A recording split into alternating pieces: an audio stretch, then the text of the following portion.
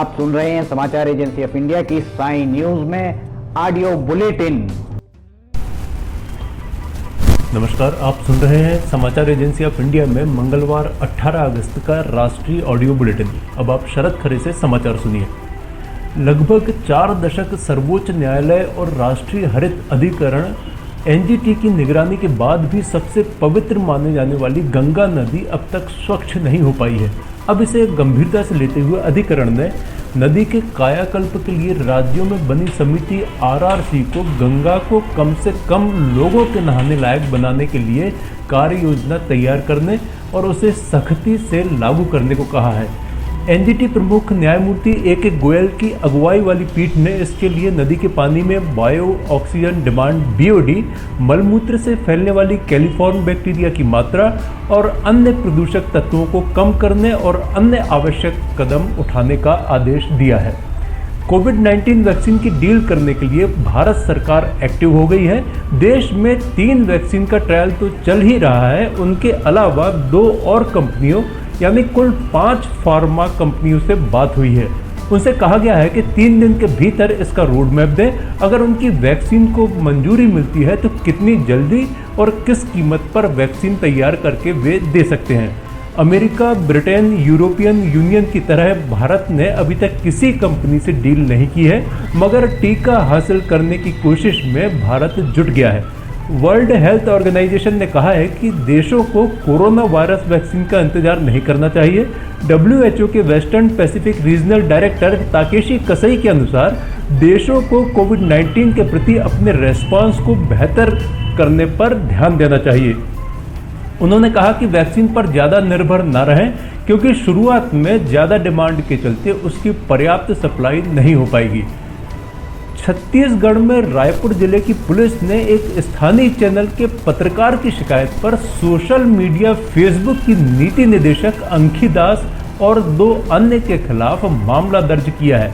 रायपुर के एसएसपी अजय यादव ने बताया कि एक समाचार चैनल के पत्रकार आवेश तिवारी की शिकायत पर कबीर नगर थाने की पुलिस ने अंखी दास, मुंगेली निवासी राम साहू और मध्य प्रदेश के इंदौर निवासी विवेक सिन्हा के खिलाफ मामला दर्ज किया है।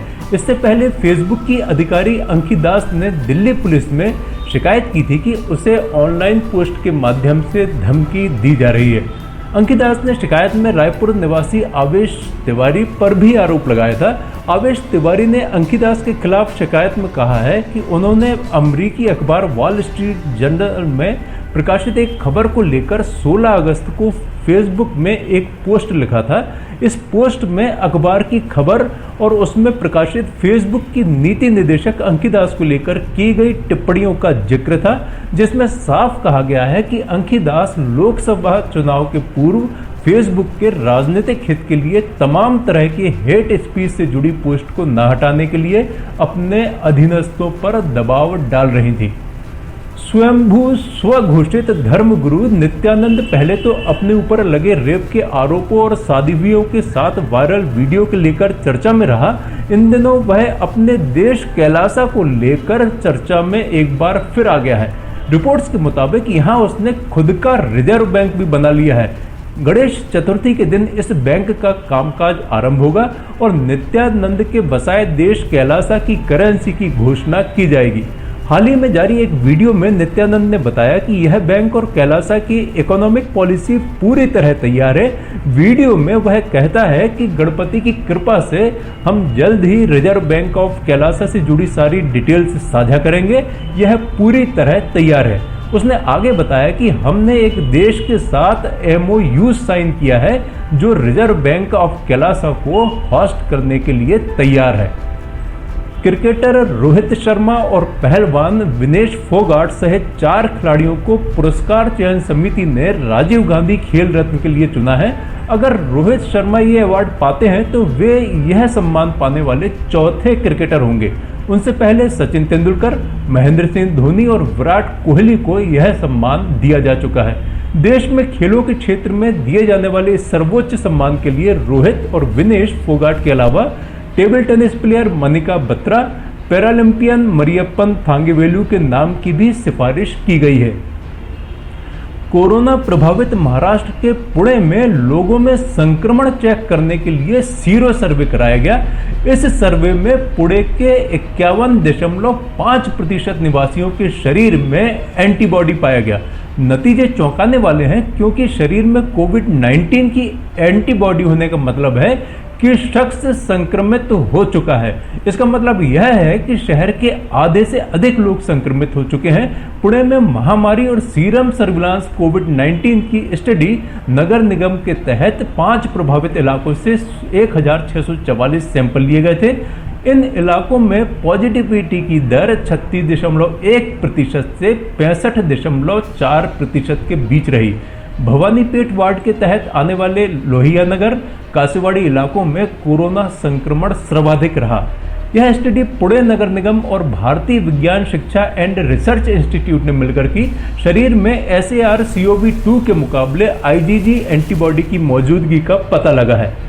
समाचारों के बीच में हम आपको यह जानकारी भी दे दें कि मौसम संबंधित अपडेट्स जानने के लिए समाचार एजेंसी ऑफ इंडिया के चैनल पर रोजाना अपलोड होने वाले वीडियो अवश्य देखें। मौसम से संबंधित अपडेट्स मूलतः किसानों, निर्माण कार्य करवाने वालों आदि के लिए फायदेमंद साबित हो सकते हैं। समाचार एजेंसी ऑफ इंडिया के द्वारा अब तक मौसम के जो पूर्वानुमान जारी किए गए हैं वे 95 से 99% तक सही साबित हुए हैं। उत्तर प्रदेश के गाजियाबाद में अब सेल्यूलर मोबाइल नंबर की तरह वाहनों के नंबर भी पोर्ट कराए जा सकेंगे। परिवहन विभाग की ओर से ऐसा करने के इच्छुक लोगों के लिए एक पूरी योजना तैयार कराई गई है, जिससे कि वे अपने पुराने वाहनों के नंबर को दूसरे वाहन पर भी इस्तेमाल कर सकते हैं।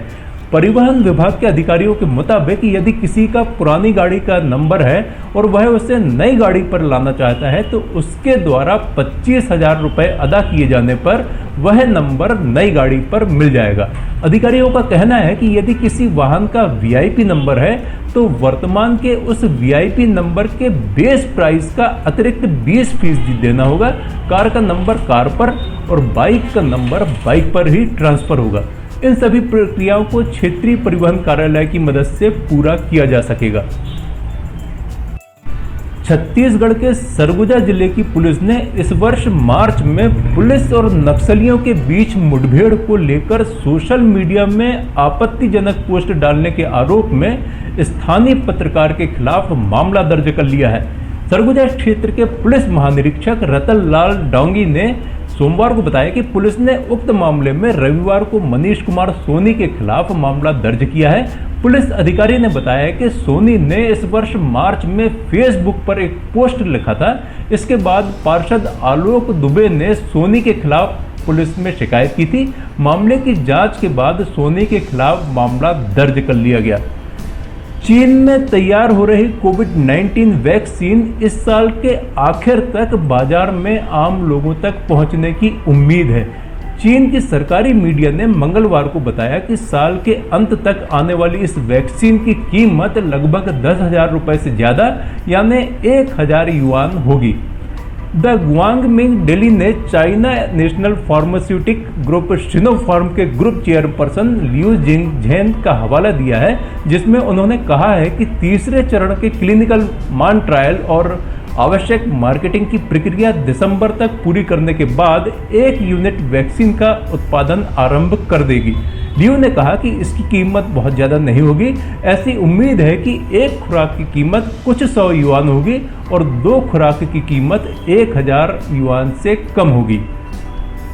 देश में कोरोना संक्रमित मरीजों की तादाद 27,24,642 पहुंच गई है।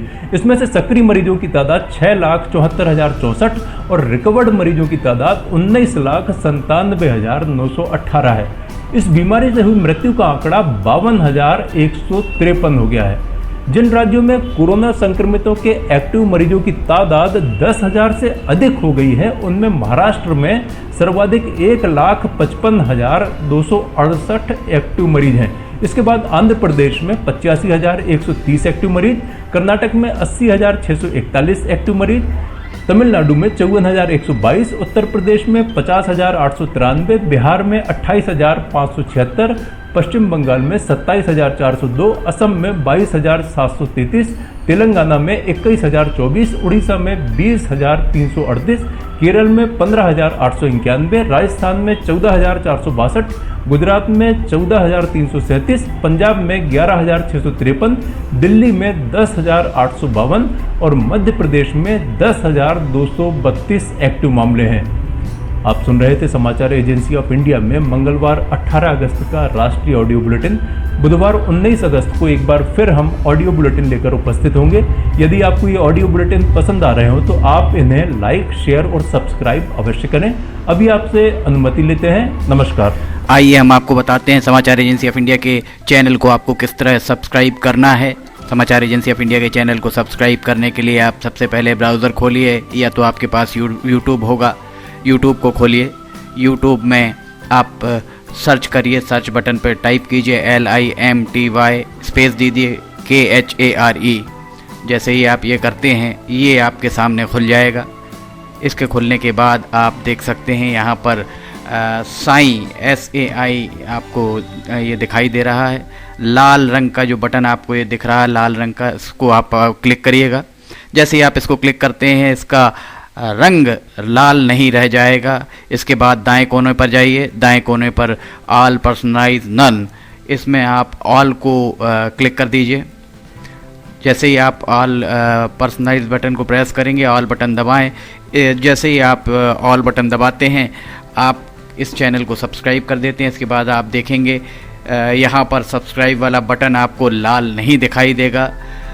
आप सब्सक्राइब समाचार एजेंसी ऑफ इंडिया की साइन न्यूज़ या समाचार एजेंसी ऑफ इंडिया को सब्सक्राइब करते जैसे ही आप करेंगे, उसके बाद समाचार एजेंसी ऑफ इंडिया और साइन न्यूज़ पर जैसे जैसे वीडियोस अपलोड होंगे वैसे ही बिना देर के आपको ये सारे वीडियोस के नोटिफिकेशंस आने चालू हो जाएंगे। आप समाचार एजेंसी ऑफ इंडिया की सारे वीडियोस देख सकेंगे। आप इसका लाभ ज़रूर उठाइए। सब्सक्राइब करिए और दोस्तों को कहिए वे भी सब्सक्राइब करें। लाइक करिए, शेयर करिए। नमस्कार।